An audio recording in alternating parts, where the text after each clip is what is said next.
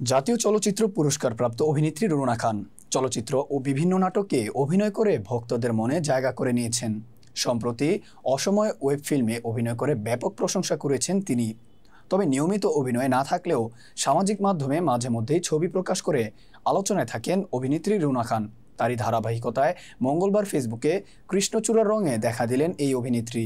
ক্যাপশনে ভালোবাসার ইমোজি দিয়ে তিনি লেখেন, কৃষ্ণচূড়ার বনে বনে আগুন লেগেছে। আর এই ছবি দেখে শুধু ভক্তরাই নন, পাশাপাশি সহকর্মীদেরও প্রশংসাও করে নিয়েছেন তিনি। ওই পোস্টের মন্তব্য ঘরে অভিনেত্রী মনিরা মিঠু লিখেছেন, বাংলাদেশের সবচেয়ে আকর্ষণীয় নারী, মিষ্টি নারী রুনা খান। টেলিভিশন নাটকে অভিনয়ের মধ্য দিয়ে কর্মজীবন শুরু করেন রুনা খান।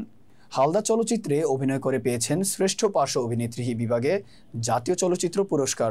সর্বশেষ রুনা খানকে দেখা গেছে কাজল আরেফিন অমির অসময় ওয়েব ফিল্মে। তার অভিনীত বক ও দাফন সিনেমা এবং শোধ ওয়েব ফিল্ম রয়েছে মুক্তির অপেক্ষায়। সম্প্রতি যুক্তরাষ্ট্রের নিউ ইয়র্কে সুচিত্রা সেন আন্তর্জাতিক বাংলা চলচ্চিত্র উৎসবে প্রিমিয়ার হয়েছে তার অভিনীত নীলপদ্ম, যেখানে নীলা চরিত্রে অভিনয় করেছেন এই অভিনেত্রী।